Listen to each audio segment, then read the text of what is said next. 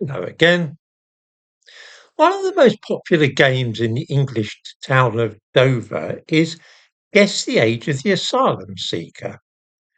It is played dozens, sometimes hundreds of times a day by police officers, social workers, those employed by the border force, and also, of course, members of the public when the contents of various dinghies are discharged at the docks there. In recent years, a version of the game has become popular in the Republic of Ireland. Here's how it's played.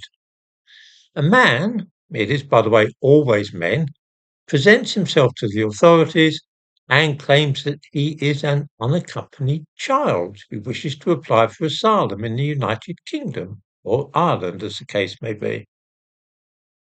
Children who arrive in these two countries unaccompanied are, you see, subject to special gentle handling, and they are never deported, even upon supposedly reaching adulthood.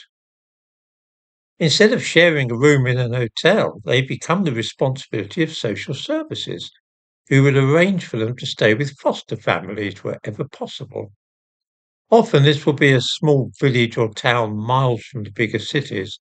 This is because the unaccompanied child asylum seekers business has become something of a boom industry in recent years, and it's becoming more and more difficult to find safe and secure homes in which to place them. Almost invariably, those who say that they are children are clearly anything but. Some are 6 foot tall with beards, others are bald.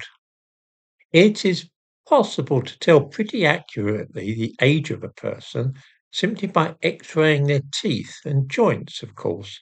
But then this is a controversial procedure as it requires the cooperation of the supposed child, and many of them are reluctant to give their consent to such a process.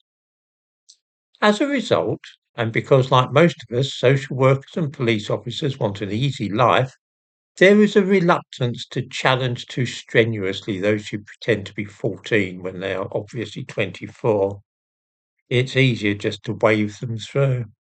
Why make a fuss about it? The thumbnail to this video shows a typical instance of what I am talking about. Look at the man in the picture and try to guess his age. I've done this by emailing the image to a number of people.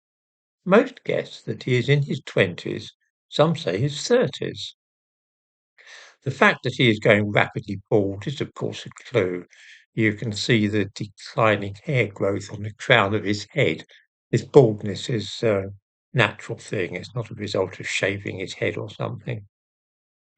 I give a link in the description to this video to an article in an Irish newspaper.